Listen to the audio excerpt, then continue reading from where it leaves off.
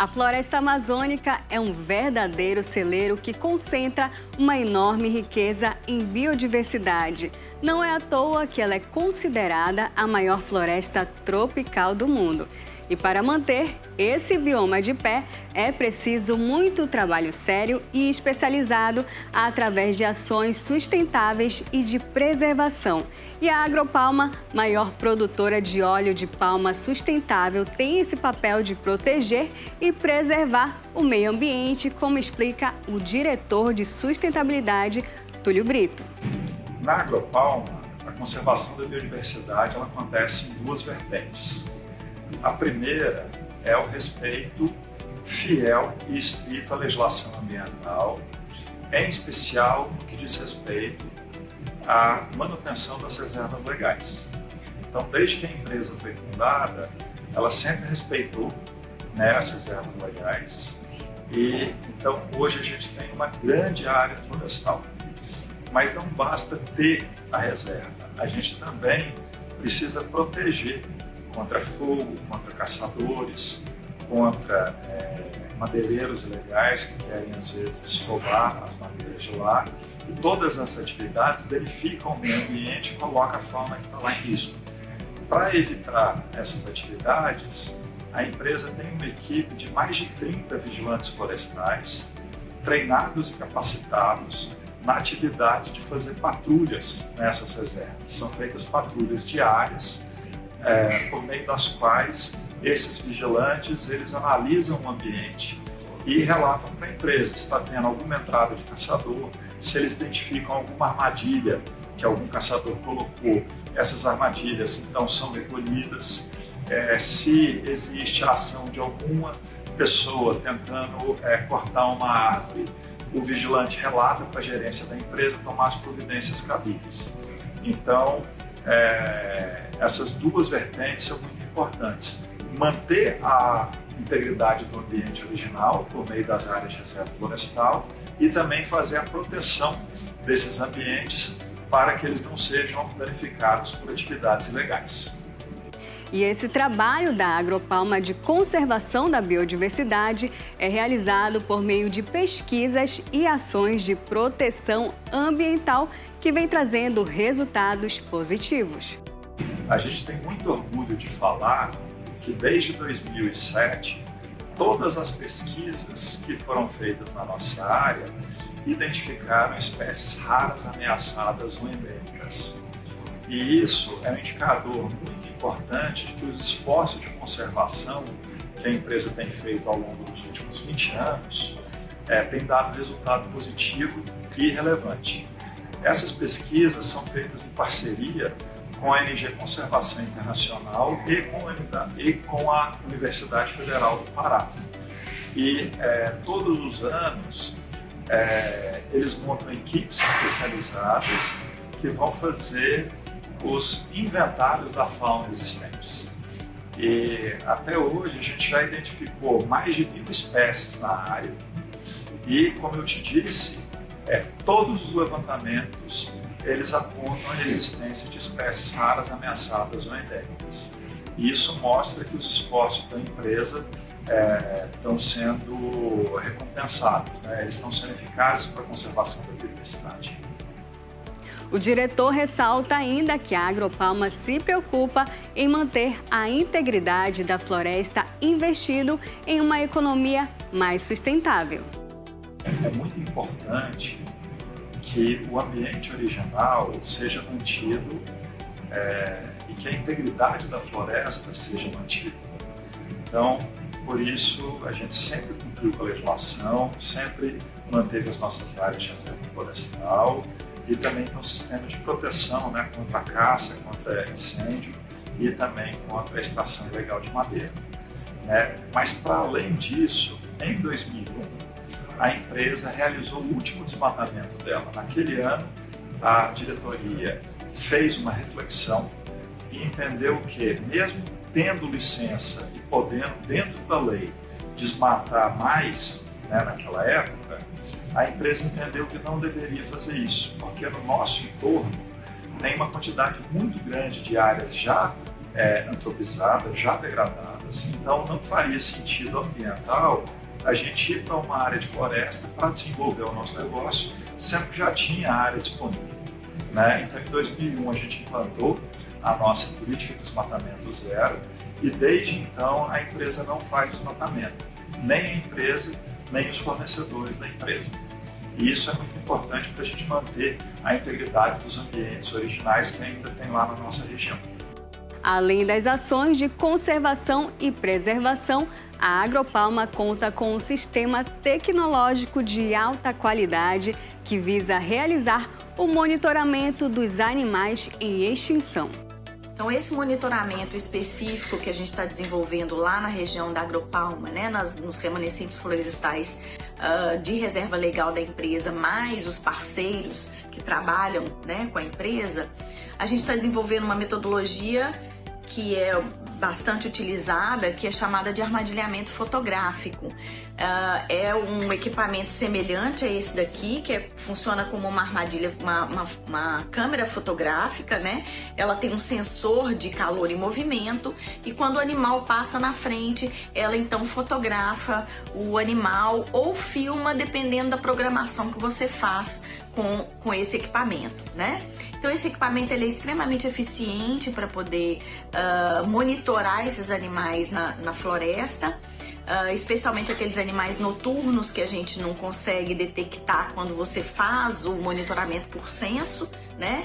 Mas apesar de que a gente também está fazendo o monitoramento através do senso, que é a metodologia mais tradicional, andando em trilhas, onde você vai observando os animais e vai identificando, né? Então a gente utiliza duas metodologias específicas para o monitoramento dessa fauna, e a gente consegue então, com essas duas metodologias que são bastante complementares, acessar praticamente toda a fauna de mamíferos terrestres e arborícolas que ocorrem aí nessas áreas de floresta.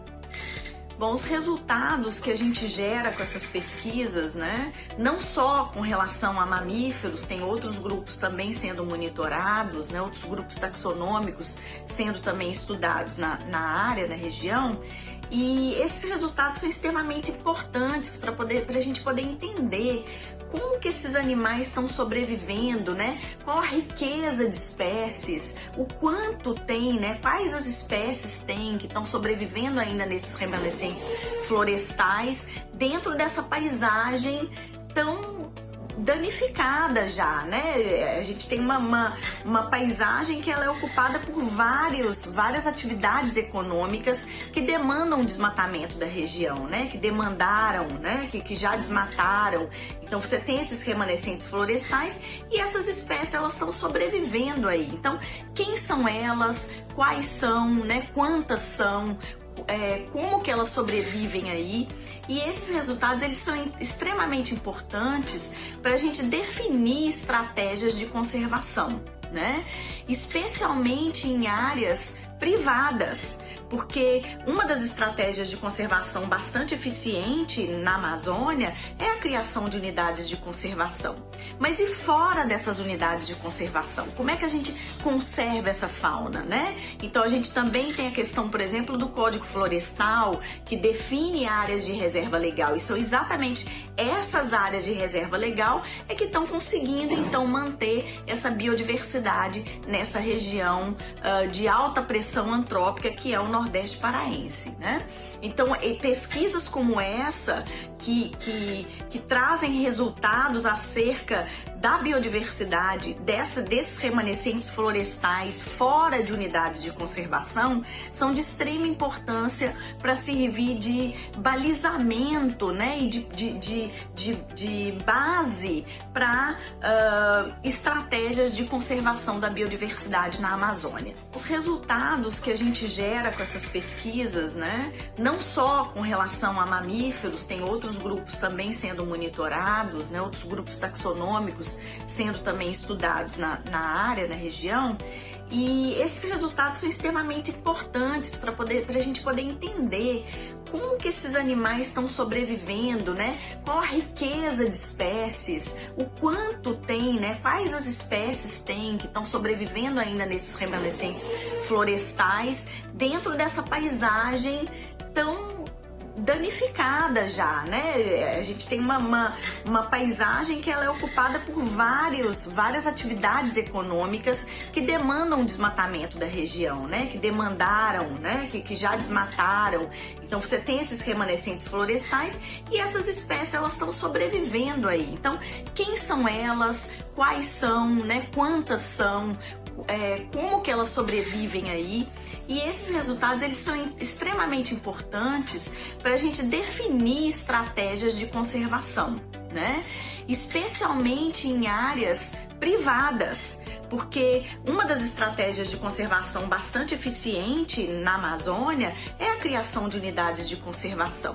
Mas e fora dessas unidades de conservação? Como é que a gente conserva essa fauna, né? Então a gente também tem a questão, por exemplo, do Código Florestal, que define áreas de reserva legal, e são exatamente essas áreas de reserva legal que estão conseguindo então manter essa biodiversidade nessa região de alta pressão antrópica que é o Nordeste paraense, né? Então, pesquisas como essa que trazem resultados acerca da biodiversidade desses remanescentes florestais fora de unidades de conservação são de extrema importância para servir de balizamento, né, e de base para estratégias de conservação da biodiversidade na Amazônia. Tá? Porque a conservação ela não pode ser só pensada para unidades de conservação. A gente tem que pensar na conservação fora das unidades de conservação também, né? Esse mecanismo de monitoramento já surtiu efeito. Um exemplo disso é que, através desse sistema, o macaco da espécie Cebus capori, ameaçado de extinção, foi encontrado em uma área monitorada pelo projeto da Agropalma em parceria com a Conservação Internacional no município de Tailândia, aqui no Pará. Por isso, investir em estratégias e métodos que têm o objetivo de preservar a fauna e a flora na Amazônia também fazem toda a diferença. O monitoramento da biodiversidade é realizado em áreas que foram pré-estabelecidas, tanto da Agropalma como também de produtores parceiros da empresa, né? E especialmente para mamíferos ele é feito por meio de armazenamento fotográfico.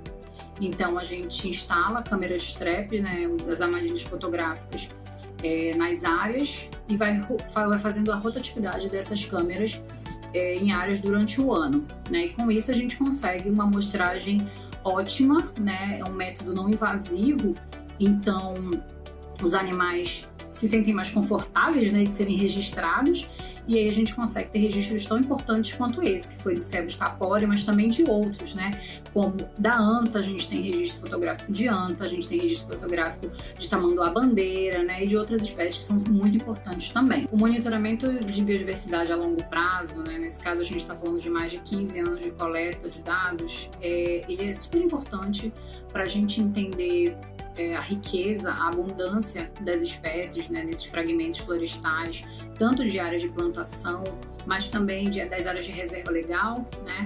E especialmente para a região que a gente está falando, é super importante porque a gente está falando de uma região em que 70% da sua vegetação nativa já foi perdida, né, por mudanças na paisagem. Então é muito importante a gente entender que, nesses fragmentos florestais que ainda existem, quais são as espécies que estão lá, né, que ainda persistem na paisagem e como essas espécies se comportam, né, ao longo do tempo. Então elas continuam durante vários anos ou elas estão em processo de extinção local, mas também pensando numa reconstrução da paisagem, como que a gente pode investir recursos para ligar fragmentos que sejam importantes através da restauração.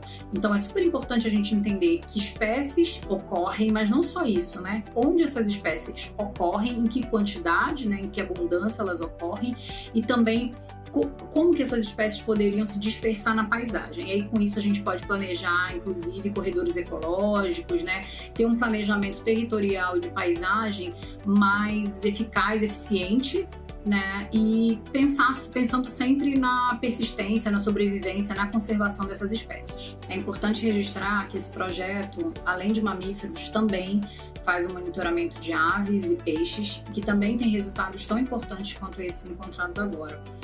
Fazendo registro de espécies ameaçadas de extinção, de espécies raras, com descrição de novas espécies, inclusive, e também o registro de espécies que nunca tinham sido registradas nessa região do Centro de Endemismo Belém. Então, é super importante que esse monitoramento persista ao longo dos anos para a gente poder ter esse tipo de informação. E isso também ajuda a gente a saber quais espécies, né, ameaçadas de extinção a gente deve ter um foco maior ali de atenção na região, inclusive apoiando algumas questões de políticas públicas, como é o Plano Nacional de Ação para a Conservação de Espécies Ameaçadas, PANS, que é um instrumento do governo federal, né, e que a gente vem apoiando algumas ações para monitorar, para mapear onde estão essas espécies ameaçadas de extinção. Então a gente tem focado nesse momento no apoio ao mutum de Pinima, que é uma ave super ameaçada, né, da região, e também agora no Cepos capori. Viu como pensar em ações sustentáveis é tão importante? O futuro da Amazônia depende de todos nós. Então, vamos juntos fazer a nossa parte e mantê-la de pé. Proteja a floresta amazônica. Eu fico por aqui e até a próxima aqui no DOL.